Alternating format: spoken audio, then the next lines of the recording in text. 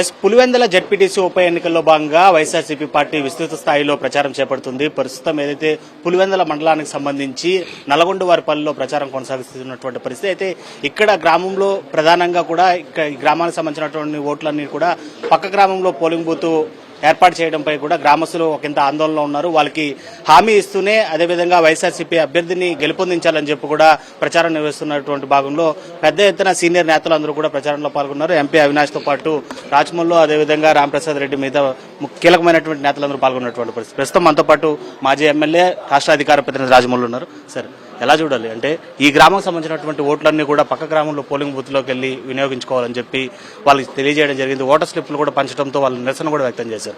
అయితే ఇటు ఎన్నికల అధికారి అయినటువంటి కలెక్టర్ దగ్గరికి దృష్టికి తీసుకెళ్ళినా కూడా ఆయన కూడా సమాధానం చెప్పలేనటువంటి పరిస్థితి. ఎలా చూడాలంటారు? ఇంక తెలుగుదేశం పార్టీకి, ఈ ప్రభుత్వానికి, ఎన్నికల కమిషన్కు అప్రజాస్వామికమైనటువంటి నిర్ణయానికి పరాకాష్ట. గొప్ప ప్రజాస్వామ్య దేశమైన భారతదేశంలో అంబేద్కర్ గారి రాజ్యాంగం చెప్పేది ప్రజలకు అనుకూలమైనటువంటి వాతావరణాన్ని, స్వేచ్ఛను, ఓటు హక్కును వినియోగించుకునే పరిస్థితిని కల్పించాలా. ఎప్పుడో 40, 30, 50 సంవత్సరాల కిందటైతే ఈ ఊర్లో ఉండే వాళ్ళు పక్కన 2 కిలోమీటర్లు పక్కకు పోయి స్కూల్ అక్కడే ఒకటే ఉండేది, బూత్ ఒకటే ఉండేది, వేసేది. ఇప్పుడు చాలా మనం డెవలప్ అయినాం. ఏ ఊరికి ఆ ఊరికే బూతులు ఉన్నాయి. ఈ ఊర్లో బూత్ ఉంది, ప్రతిసారి ఇక్కడే ఓట్లు వేసినారు. It is the first time ఈ రాష్ట్ర చరిత్రలోనే నాకు తెలిసినంత వరకు ఇది మొదటిసారి. గడిచిన 30 ఏళ్లుగా కూడా ఇదే ఊర్లోనే పోలింగ్ బూత్ లోనే నిర్వహించుకుంటున్నారు వాళ్ళు ఓటు హక్కుని. కేవలం ఒక్కసారి మాత్రమే పోలింగ్ బూత్ చేంజ్ చేస్తూ ఈ ఒక్కసారికి తమకు సహకరించండి అని వాళ్ళు గట్టిగా చెప్పడం ఏ విధంగా అర్థం చేసుకోవాలి? నేను చెప్పేది అదే. ఈ ఊర్లో బూత్ ఉంది, నల్లపరెడ్డిపల్లిలో బూత్ ఉంది, ఎర్రబెల్లిలో బూత్ ఉంది. ఈ ఊర్లో బూత్ ఉంది, బూత్ ఎత్తేలే పూర్తిగా వాళ్ళు. ఇక్కడ ఎలక్షన్సే లేవు. ఈ ఊర్లో ఉండే వాళ్ళందరూ పోయి వేరే ఊర్లో ఓటు వేయాలని కూడా చెప్పేది. ఈ ఊర్లో ఉండే ప్రజలు పక్క ఊరికి పోయి 4 కిలోమీటర్ల అవతల ఆ స్కూల్లో వేయాలంట. ఆ ఊరోళ్ళందరూ కూడా కలిసి ఈ ఊర్లోకి వచ్చి ఈ స్కూల్లో ఓట్లేసి పోతారంట. ఈ ఊరోళ్ళు ఆ ఊరోళ్ళు వేయాలా, ఆ ఊరోళ్ళు ఈ ఊరికి వచ్చి వేయాలా. దీనివల్ల మరి ఏమి శాంతి భద్రతలు పరిరక్షణ జరుగుతాయా, లేకుంటే ప్రజాస్వామ్యానికి ఏమి పెద్ద విఘాతం కలుగుతుందని మార్చినారంటే ఏమిలా ఒకటే. తెలుగుదేశం పార్టీకి అనుకూలంగా నిర్ణయం. ఏమి నిర్ణయము? ఈ ఊర్లో ఉండే ప్రజలందరూ ఆ ఊరి ఓటు వేయాలంటే 650 ఓట్లు ఉన్నాయి. వీళ్ళలో ముసలోళ్ళు ఉంటారు, ముతకోళ్ళు ఉంటారు, కాల్లో చేతిలో ఇబ్బందులు ఉండేటోళ్ళు ఉంటారు, గర్భవతులు ఉంటారు, బాలింతలు ఉంటారు, రకరకాల ఇబ్బందులు ఉంటాయి. లేకుంటే ఏం లెబ్బ 4 కిలోమీటర్లు పోయే పరిస్థితి, ఎండకు అనుకునే మనస్తత్వం ఉండే వాళ్ళు కూడా ఉంటారు. కనీసం 100 మంది ఎగరగొట్టినారు, తెలుగుదేశం పార్టీకి లాభం. 550 మంది పోతారు. ఈ గుట్టలలో పడి రోడ్డు మడి పోవాలా 4 కిలోమీటర్లు. ఆ దావలలో దారిదోపిడి దొంగలు ఉన్నట్టు తెలుగుదేశం పార్టీ వాళ్ళు ఉంటారు. సామ భేద దాన దండోపాయాలు. ఫస్ట్ డబ్బులు ఇచ్చి మాకు ఓటు వేయి, అది వినాలే. గడ్డం పట్టుకొని చెప్పేది అది వినాలే. చెంప పట్టించి కొట్టి మాకు ఓటు వేయి. ఏం చేస్తావు? ఏం చేయాలంగా? అంటే మీరు బెదిరింపులు, హింస చేయడము, దౌర్జన్యం చేయడము, డబ్బులు ఇవ్వడము, బాధ పెట్టడము, ఓట్లు వేయించుకునే పరిస్థితి చేయడం. 650 ఓట్లు ఉన్నాయి. ఇదే ఊర్లో పోలింగ్ జరుగుతుంది. చిట్ట చివరికి ఇన్నే జరిపించి ఏర్పాటు చేసే ప్రయత్నం చేస్తున్నాం. ఇక్కడే కన్నా జరిగితే కన్నా వాళ్ళకు 100 ఓట్లు వచ్చే గొప్ప. 100 ఓట్లు వచ్చే గొప్ప వాళ్ళకు. 550 ఓట్లు వైఎస్ఆర్ కాంగ్రెస్ పార్టీ జగన్కి వేస్తారు వాళ్ళు. 100 ఓట్లు తెలుగుదేశం పార్టీకి వస్తాయి. అట్లా కాకుండా బయట ఊళ్ళో జరిగితే గన ఒక 100, 150 ఓట్లు రాకుండా ఉండాలా. బెదిరించుకొని అట్ట చేసుకొని సరిసమానమన్నా చేసుకోవాలా. అంటే ప్రజాస్వామ్యాన్ని నడిబజాలు నిలబెట్టి మానభంగం చేసిన దానికంటే ఘోరంగా చేస్తున్నారు ఈ పార్టీ, ఈ ప్రభుత్వం. ఇది 1% కూడా మంచి చర్య కాదు. ప్రజలందరూ కూడా తీవ్రమైనటువంటి అభ్యంతరాన్ని వ్యక్తపరుస్తున్నారు. ఈ ఊరి ప్రజలు అసలు నిరసన వ్యక్తం చేస్తున్నారు. వాళ్ళు అసలు సిగ్గుపడాలి ఈ ప్రభుత్వం, ఎన్నికల కమిషను. మా ఊరి ప్రజలందరం కలిసి మేము 650 మంది ఓటర్లు ఉన్నాం. మా ఊర్లో ఉండే బూత్ తీసుకుపోయి వేరే చోట పెట్టి వేరే ఊరిలో ఈ ఊరికి వచ్చి మమ్మల్ని వేరే ఊరికి పొమ్మనడం అన్యాయము. ఇట్లాగైనా చేస్తే మేము ఓటింగ్కి పాల్గొనము, ఊరంతా బాయ్కాట్ చేస్తాం. ఎన్నికలంటే ఒక గ్రామమే కంప్లీట్గా మీరు అప్రజాస్వామికమైన విధానానికి పాల్పన్నారు కాబట్టి మేము ఓటును బహిష్కరిస్తామంటే ఇది ప్రజాస్వామ్యానికి తీవ్రమైనటువంటి అవమానం.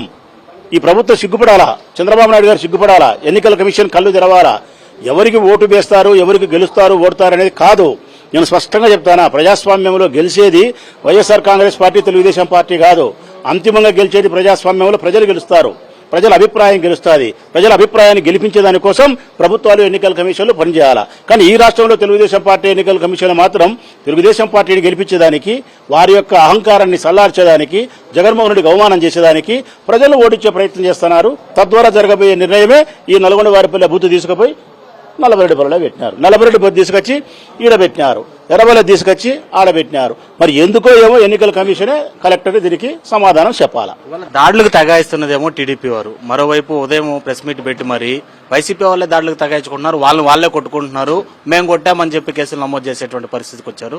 రేపు పొద్దున పోలింగ్ రోజున ఏం జరిగినా కూడా మాకు సంబంధం లేదు అనేటువంటి ఒక హెచ్చరికమైనటువంటి విధానంతో ధోరణితో చెప్పినటువంటి పరిస్థితి. మాకు తినింది అరగక, నవ్వ ఎక్కువై, కొవ్వు ఎక్కువై, కత్తి తీసుకొని మేమే తల కొట్టుకొని, గొడ్లు తీసుకొని మంచి తల పగలగొట్టి మేము అన్నదమ్ములం కొట్టి, అంటే మాకు నవ్వు ఎక్కువైంది, కొవ్వు ఎక్కువైంది. ఇది ఆడన్నా ఎవరైనా ఆ సన్నబిల్లను అడుగుదాం, వాళ్ళు ఒప్పుకుంటారా? ఎవరిని వాళ్ళు రక్తగాయాలు చేసుకొని తలలు పగలగొట్టుకొని చచ్చిపోయేంత పరిస్థితి గాయం మేము చేసుకుంటామా? మేము ఇప్పుడు స్పష్టంగా చెప్తున్నాం, మమ్మల్ని మేము కొట్టుకునేది కాదు కదయ్యా, ఇతరులను కొట్టేది కూడా మేము చెయ్యం. చెప్తున్నాం కదా, హింసను ప్రేరేపించే చర్య పిరికి నా కొడుకులు చేసే పని, పిరికి పందలు చేసే పని. హింసను ప్రేరేపించకూడదు. రక్తపాతం ఎప్పుడు మంచిది కాదు. గొప్ప గొప్ప యుద్ధాల తర్వాత కూడా శాంతి జరిగింది.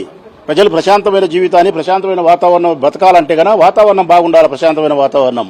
మేము మమ్మల్ని కొట్టుకునేది కాదు కదా, తెలుగుదేశం పార్టీ వాళ్ళని కొట్టే పరిస్థితుల్లో కూడా మేము లేము, ఆ మనస్తత్వం మాకు లేదు. కేవలం వాళ్ళు దాడులు చేస్తున్నారు, వాళ్ళు రక్తగాయాలు చేసినారు, 307 వాళ్ళ మీద పెట్టినాము, వాళ్ళు మా మీద ఉద్దేశపూర్వకంగా మళ్ళీ పెట్టినారు. తప్పుడు కేసులు మా మీద నమోదు చేసి మా వాళ్ళందరినీ జైల్లో పెట్టి ఈ ఎలక్షన్స్కి మా వాళ్ళందరినీ లేకుండా చేయాలని ప్రయత్నం చేస్తున్నారు. ఇప్పుడు చెప్తాను కదా నేను స్పష్టంగా, మీరు గ్రామం 20 గ్రామాలు ఉన్నాయి, ప్రతి గ్రామానికి మమ్మల్ని 4 3 మా వాళ్ళని 5 మందినో కార్యకర్తలను నాయకులను తీసుకుపోయి లోపల పెట్టి ఏజెంట్లు కూర్చునేదానికి లేకుండా ఇబ్బంది చేయాలని చెప్పి తప్పుడు కేసులు పెట్టి చేస్తున్నారు. ఎస్, మీరు తలలు పగలగొట్టించుకున్నాం, పొడిచినా పొడిపించుకున్నాం, మా జీపులు పగలగొట్టించుకున్నాం, పోలీసులు మేము తప్పుడు కేసులు పెట్టించుకున్నాం, అవమానాలు చేసినా చేయించుకున్నాం, బైండోర్ కేసులు అంటే స్టేషన్కి వచ్చినాం. ఈ వారం రోజుల్లో మీరు రాసి రంపాన పెట్టినా అన్నీ భరించినాం. రేపొద్దున 12వ తారీఖు మమ్మల్ని అందరినీ తీసుకుపోయి లోపల పెట్టినా కూడా మా కుటుంబ స్త్రీలు ఎలక్షన్ చేస్తారు. మా అక్కగారు, మా చెల్లెళ్ళు, మా భార్యలు, మా అమ్మగారి ఎలక్షన్ చేసి తీరుతారు. ఆడవాళ్ళు గోస ఎగజెక్కుతారు, ఖచ్చితంగా బూతులుగా నిలబడతారు, ఏజెంట్లుగా కూర్చుంటారు, పోలింగ్ బూత్ నడుపుతారు, ఎలక్షన్ చేస్తారు, రాజశేఖర రెడ్డి కుటుంబాన్ని గెలిపిస్తారు, జగన్మోహన్ రెడ్డికి అవమానం జరగకుండా కాపాడే పరిస్థితి మా ఇంటి ఆడవాళ్లే, మా అక్క చెల్లెమ్మలే చేస్తారనేది నగ్న సత్యం. ఇది సువర్ణాక్షరాలతో చరిత్రలో లిఖించబడుతుంది. ఆడవాళ్ల చేతనే పోలింగ్ జరిపినారు పులిందల తాలూకాలో, ఎంత అభిమానం ఉంది రాజశేఖర రెడ్డి అంటే అని కూడా చరిత్రలో చెప్పుకునే రోజు ఈ జెడ్పీటీసీ ఎన్నిక అవుతుంది. ఒకవేళ ఆందోళన సృష్టించి బెదిరింపులకు పాల్పడితే ఓటర్లు కనుక పోలింగ్ బూత్లకు వచ్చేటువంటి పరిస్థితులు లేకపోతే అప్పుడే ఏ విధంగా చూడాలి? ఈ గ్రామం ఉంది, ఈ గ్రామంలోకి వచ్చి ఆందోళన చేయాలంటే ఏం చేయాలా? ఈ గ్రామంలో ఉండే తెలుగుదేశం పార్టీ వాళ్ళు స్వల్పము, వైఎస్ఆర్ కాంగ్రెస్ పార్టీ వాళ్ళం ఎక్కువ, బలం మాది.